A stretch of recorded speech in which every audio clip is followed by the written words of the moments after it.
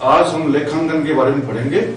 लेखांकन का जो विषय है ये अपना में बहुत बड़ा विषय है, इसके बारे में हम आज पढ़ेंगे और इसका काफी विस्तार हो चुका है। जैसे जैसे बिजनेस का विस्तार हुआ है वैसे वैसे लेखांकन का हमारा काफी विस्तार हुआ है, काफी फैल गया है विस्तार।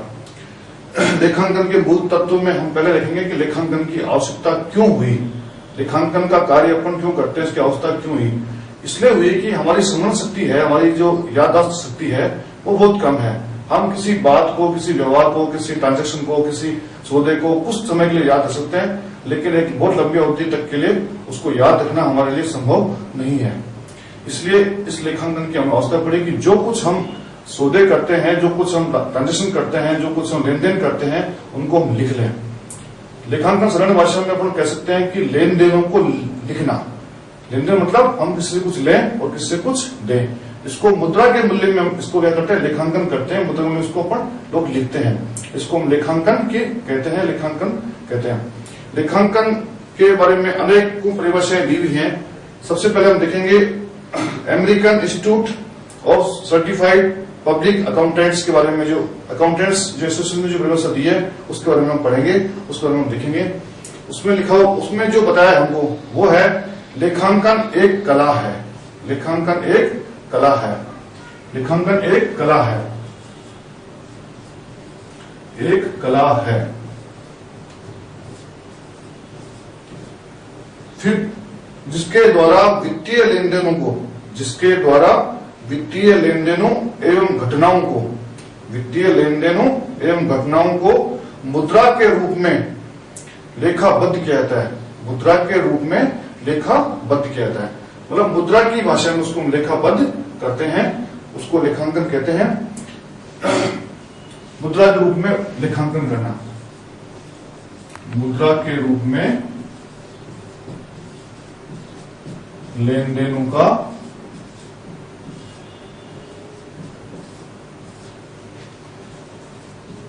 लेखांकन करना।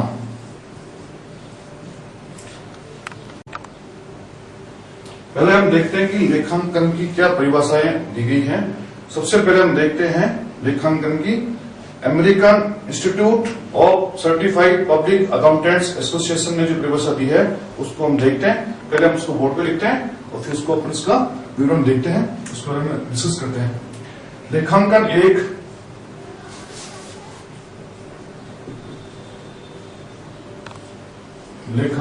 एक कला है, कला है जिसके द्वारा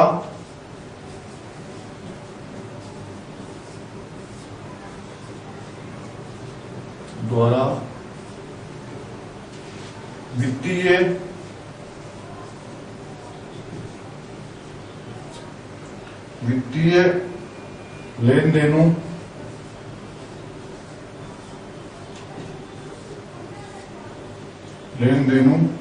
एवं घटनाओं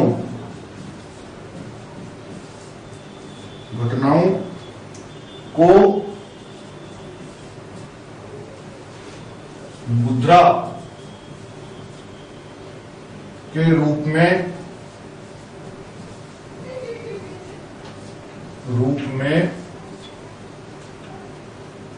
लेखाबद्ध किया जाता है, लेखाबद्ध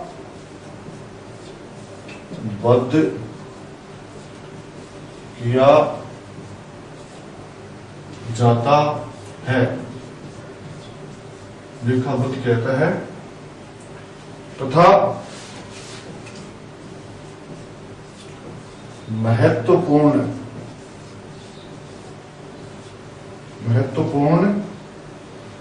विधियों से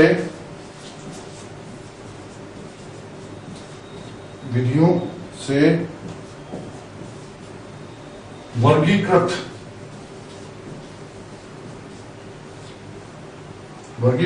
एवं संक्षिप्तीकरण किया जाता है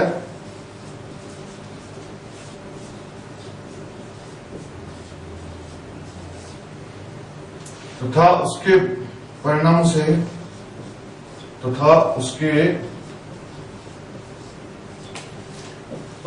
से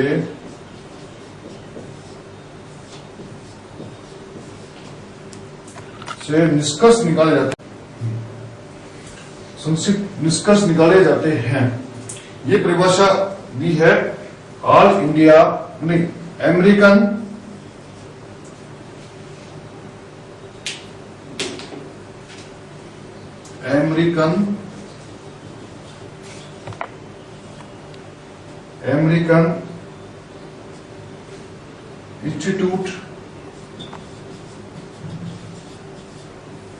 इंस्टीट्यूट ऑफ सर्टिफाइड अकाउंटेंट्स।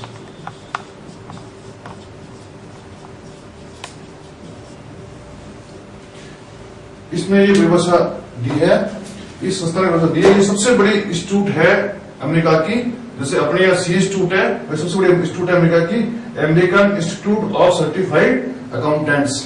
इसने ये व्यवस्था दी है कि लेखांकन एक कला है जिसके द्वारा वित्तीय लेन देनों एवं घटनाओं को मुद्रा के रूप में लेखाबद्ध किया जाता है तथा महत्वपूर्ण विधियों से वर्गीकृत एवं संक्षिप्तीकरण किया जाता है तथा उसके परिणामों से निष्कर्ष निकाले जाते हैं। अब हम इसका विश्लेषण करते हैं इस परिभाषा का। सबसे पहले विश्लेषण आ रहा है इसका, लेखांकन एक कला है। लेखांकन एक कला है। कला उसे कहते हैं जो किसी कार्य को स्वश्रेष्ठ ढंग से व्यक्ति जो करता है उसको हम कला कहते हैं कि ये व्यक्ति कलाकार है, मतलब उसको बहुत अच्छे ढंग से वो कर रहा है।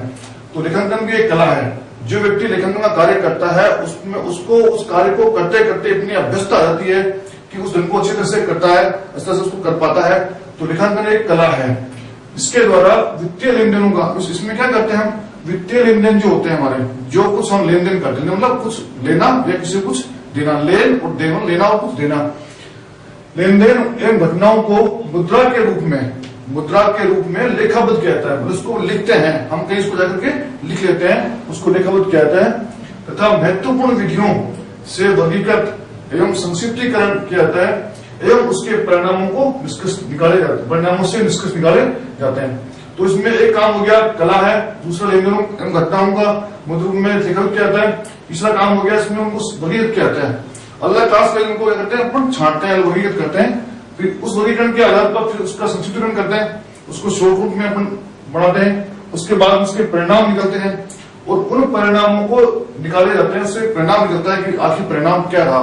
बिजनेस में अकाउंट्स को जो अपन करते हैं, लेखांकन का काम करते हैं, उसमें परिणाम निकलता है कि हमारा बिजनेस में लाभ हुआ या हानि हुई, हमारी आर्थिक स्थिति कितनी अच्छी हुई या कितनी हमारी आर्थिक स्थिति खराब हुई, इस चीज का रिजल्ट निकलता है। तो इसे हम बोलते हैं लेखांकन की परिभाषा। अब हम देखते हैं कि इसमें एक वर्ड अपने लिया लेन देन, उसको कहते हैं सौदा, उसको अपनी भाषा में कहते हैं सौदा।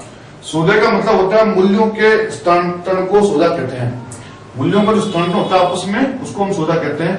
जैसे ए ने किसी कोई वस्तु 5,000 रुपए में बी को बेची, तो ये मूल्यों का क्या हो गया, स्थानांतरण हो गया। ए ने कोई वस्तु उसको दी और 5,000 रुपए में दी, तो मुद्रा में मापन हो गया, उस वस्तु का मूल्य माप लिया अपन ने कि वस्तु 5,000 में दी है। तो ऐसे मूल्यों में क्या हो गया, स्थानांतरण हो गया, ए ने ली और बी ने दी। इस स्थिति को हम बोलते हैं सौदा होना। तो इस सौदे में होता है मूल्यों का स्थानांतरण। तो इस अकाउंटिंग में या लेखांकन में हम सौदों को लिखते हैं, सौदों का हम लेखा करते हैं, सौदों को लेखाबद्ध तरीके से लेखा करते हैं, वो लेखा करते हैं, उसी को हम बोलते हैं लेखांकन। अब हम देखते हैं लेखांकन क्या है। लेखांकन को हम व्यापार की भाषा कहते हैं कि लेखांकन व्यापार की भाषा है। जैसे हम लोग आपस में बात करते हैं, अपने मन की अभिव्यक्ति अपनी भाषा के माध्यम से दूसरों तक पहुंचाते हैं, वैसे ही एक व्यापार अपना जो उसमें क्या चल रहा है, उसमें क्या हो रहा है, उस बात का पता अपने मालिक तक पहुंचाता है। वो किसके माध्यम से पहुंचाता है, लेखांकन के माध्यम से। क्योंकि व्यापार का मालिक उसको चलाता है, ओनर उसको चलाते हैं, चाहे वो शेयर होल्डर हो, चाहे वो साझेदार हो, चाहे एकल व्यवसायी हो, वो अपने व्यापार की जो बात होती है उसको इसके माध्यम से समझते हैं। तो मतलब ये व्यापार की एक भाषा होगी कि व्यापार क्या कर रहा है, व्यापार में जो क्या चल रहा है उसको बारे में पता लगता है उसको लेखांकन के माध्यम से। इसलिए हम इसको लेखांकन की इस लेखांकन को व्यापार की भाषा कहते हैं।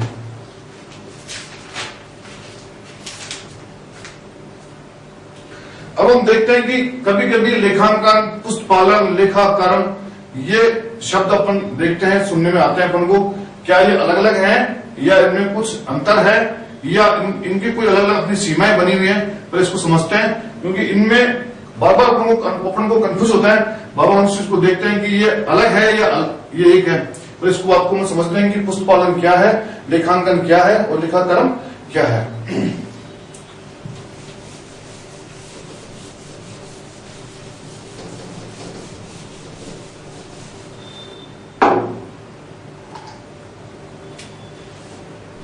पुस्तपालन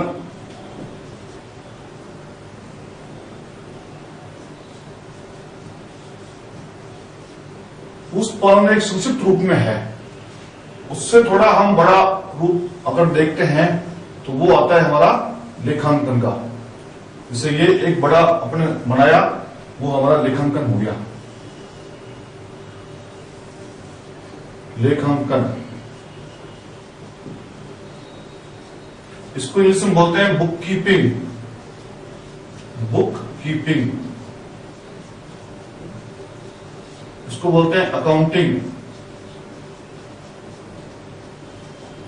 इन दोनों का सम्मिलित रूप जो होता है उसे हम बोलते हैं लेखाकर्म।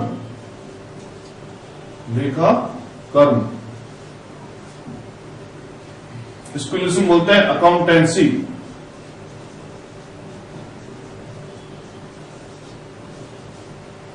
पुस्तपालन, लेखांकन, और इसको जमीन रूप में बोलते हैं अपन अकाउंटेंसी। इट मीन्स इस लेखाकर्म में या अकाउंटेंसी में बुक कीपिंग और अकाउंटिंग दोनों इसमें अपना आप में क्या है, शामिल है। अर्थात पुस्तपालन और लेखांकन दोनों इसमें शामिल होते हैं, शामिल इसमें मानते हैं, और दोनों को मिलाकर के हम जो बोलते हैं वो बोलते हैं लेखाकर्म। हम इसको भी समझ सकते हैं कि जहां बुक कीपिंग का काम समाप्त होता है वहां से लेखांकन काम क्या होता है, शुरू होता है, और दोनों मिलाकर के हम देखते हैं तो समझ से उसको बोलते हैं लेखाकर्म। तो बुक कीपिंग अपना आप में संक्षिप्त है, लेखांकन थोड़ा उससे और ज्यादा बड़ा है, और उन दोनों को मिला लेते हैं अपन तो ये लेखाकर्म कर्म होता है। ये अपना विस्तृत रूप है इसका, उसको बोलते हैं लेखाकर्म। तो इसको हम इस तरह समझ सकते हैं कि पुस्तपालन लेखाकर्म का एक भाग है, और अकाउंटिंग लेखांकन भी पुस्तपालन का एक लेखाकर्म का एक भाग है। तो ये इसका भाग है और ये इसका भाग है। इस रूप में इसको अपन समझते हैं और देखते हैं।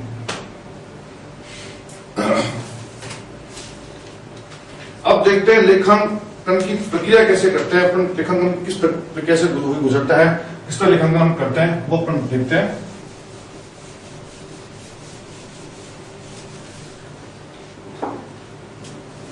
लेखांकन की प्रक्रिया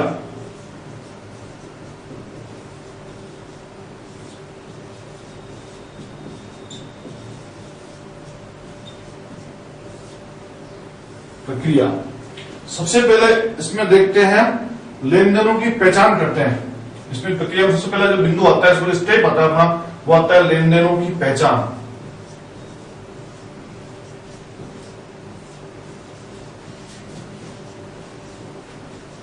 पहचान करना। उसके बाद नेक्स्ट पॉइंट जो आता है, नेक्स्ट बिंदु आता है अपना, नेक्स्ट पड़ाव जो आता है अपना, वो आता है प्रारंभिक भूमि में उनका लेखांकन। लेन देनों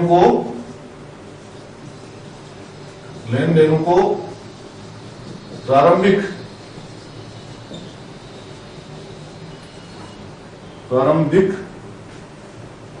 वहियों में लेखांकन।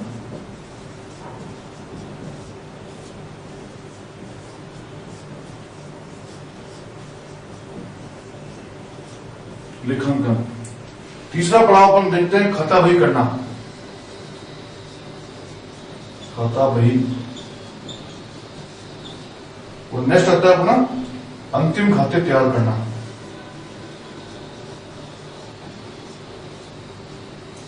अंतिम खाते तैयार करना, इसको हम इस तरह समझते हैं। सबसे पहले हम जो लेन देन हुआ है उसको हम समझते हैं कि लेन देन क्या हुआ है, क्या हमने लिया है, क्या हमने दिया है, उसकी पहचान करते हैं, उसको मुद्रा में मापते हैं। तो पहला काम होता है लेन देन को पहचानना, उसको मुद्रा में मापना। सेकंड काम होता है लेनदेनों का प्रारंभिक बिलों में लेखांकन। इसको इंग्लिश में बोलते हैं रिकॉर्डिंग करना, मतलब उसको रिकॉर्ड करना, उसको रिकॉर्डिंग करना, उसको लिखना। थर्ड आता है खाता बही, इसको बोलते हैं वर्गीकृत करना।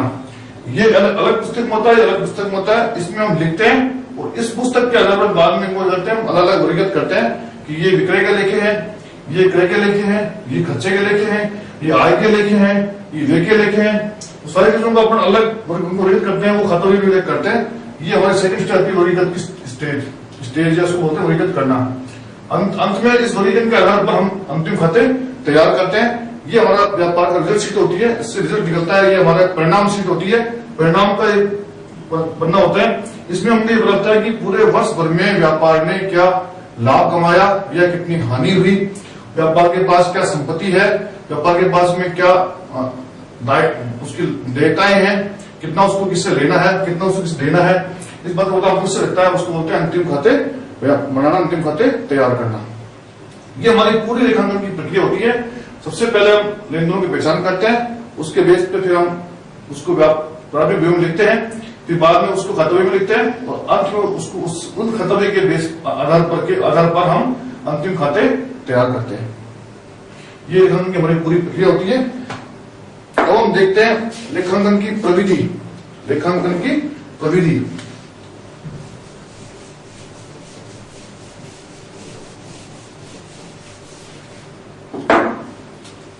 लेखांकन की प्रविधि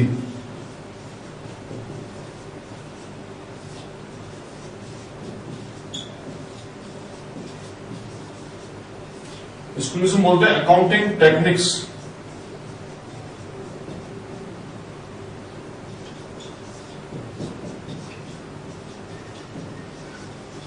अकाउंटिंग टेक्निक्स, इसमें हम दो चीजों के बारे में देखते हैं। पहला है वित्तीय सूचनाओं का सृजन करना। वित्तीय सूचनाओं का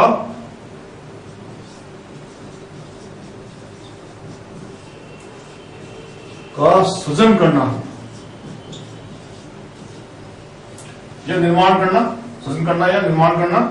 दूसरा आता है वित्तीय सूचनाओं का उपयोग करना।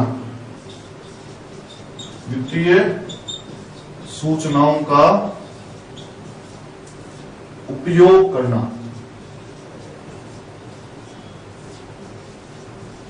इन दो चीजों को अपन देखते हैं। ये हमारी प्रविधि लेखांकन की टेक्निक्स है।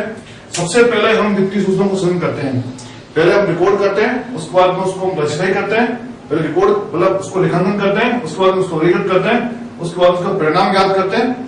तो ये जो प्रक्रिया होती है इसको बोलते, ये जो प्रक्रिया होती है इसको बोलते हैं वित्तीय सूचनाओं को सृजन करना। सेकंड जो अपना बात होती है, जो द्वितीय बात होती है वो होती है वित्तीय सूचनाओं का उपयोग करना। क्योंकि ये सूचनाएं बनती हैं तो किसी किसी उपयोग के लिए बनती हैं। इसमें उपयोग करने वाले बहुत से हैं जिसको आगे हम पढ़ेंगे कि इस सूचनाओं को उपयोग करता है, उन बारे में हम आगे पढ़ेंगे। तो उन व्यक्तियों का इसका उपयोग कहता है सूचनाओं का, उसको बोलते हैं सूचनाओं का उपयोग करना।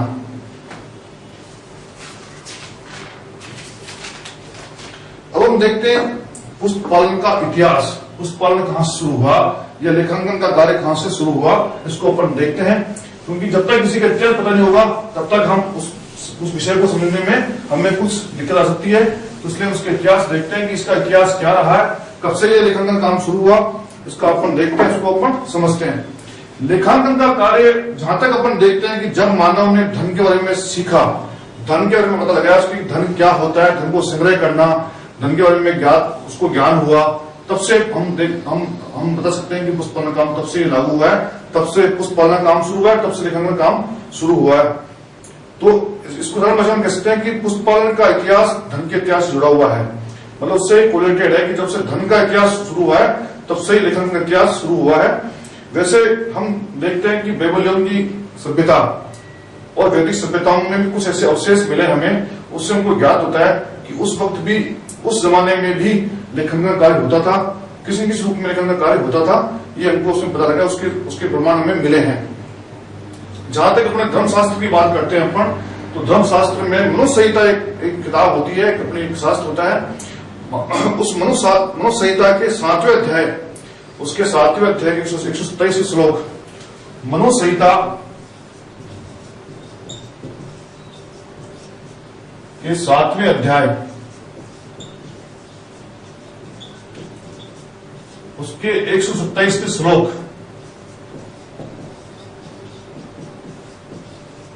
श्लोक में इस मनु संहिता के 7वें अध्याय के 127 श्लोक में ये बताया गया है कि एक व्यापारी को अपने द्वारा चुकाए गए कर का सही ढंग से गुणाभाग करके उसका सही ढंग से ज्ञान करके और अपने कर को राजा के यहाँ चुकाना चाहिए, राजा के चुकाना चाहिए, ये उसका धर्म बनता है। इट मीन्स या इसको हम मान सकते हैं कि उस वक्त भी ये ज्ञान था, लेखांकन का कार्य उस वक्त होता था, क्योंकि अगर कर की सही गणना की जाएगी तो लेखांकन के माध्यम से ये संभव हो पाएगा, बिना लेखांकन के माध्यम से कर की सही गणना करना संभव नहीं है। तो हम ये मानते हैं कि लेखांकन का कार्य हमारे यहाँ से कई वर्षों से पूर्व से चलता आ रहा है। लेखांकन का इतिहास काफी पुराना इतिहास है, जब से सभ्यताओं का विकास हुआ है तब से लेखांकन का विकास हुआ है। लेखांकन एक बहुत पुराना विषय है, इसके बारे में हम देखते हैं। अब देखते हैं कि अपन जो वर्तमान में लेखांकन पढ़ रहे हैं वो पढ़ते हैं दोहरा लेखा पद्धति। वो कहां शुरू हुई, वो कहां से कैसे आई, उसको कहां से इसकी शुरुआत हुई, इसको अपन देखते हैं। दोहरा लेखा पद्धति कहां शुरू हुई? दोहरा लेखा पद्धति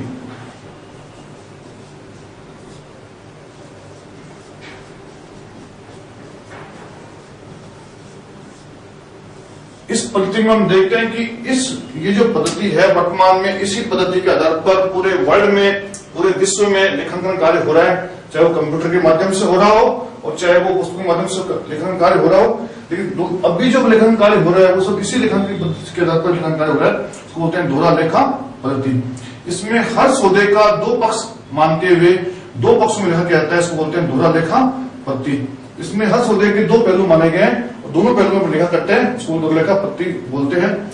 इसकी शुरुआत सबसे पहले इटली में हुआ, इसकी शुरुआत सबसे पहले इटली में हुई। इटली में शुरुआत सबसे पहले हुई इसकी 1494वें सन में इसकी शुरुआत हुई है। उस वक्त एक बहुत बड़े गणितज्ञ हुए हैं, उनका नाम था लुकास पेसियोली। लुकास पेसियोली, इन्होंने गणित पे किताब लिखी थी, उसका नाम था डी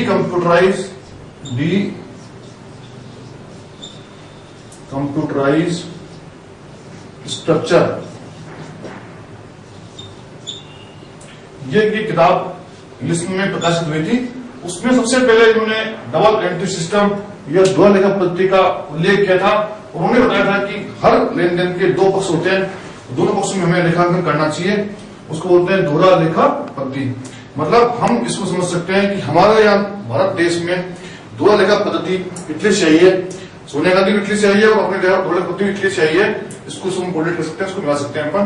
तो ये यहाँ से शुरुआत हुई, इसकी इटली शुरुआत हुई है। सन 1494 में हुआ था। उसके जो गणितज्ञ थे वो लुकास पेसियोली थे। इन्होंने एक किताब लिखी थी, उसमें इस बात का उल्लेख किया था। तो वहां से जाकर के ये शुरुआत हुई है। इसके बाद में इसमें कई विस्तार हुए, कई अमेंडमेंट हुए, सुधार हुए, तब जाके हमारे जो आज पद्धति पढ़ रहे हैं अपन, वो दोहरा लेखा पद्धति वहां से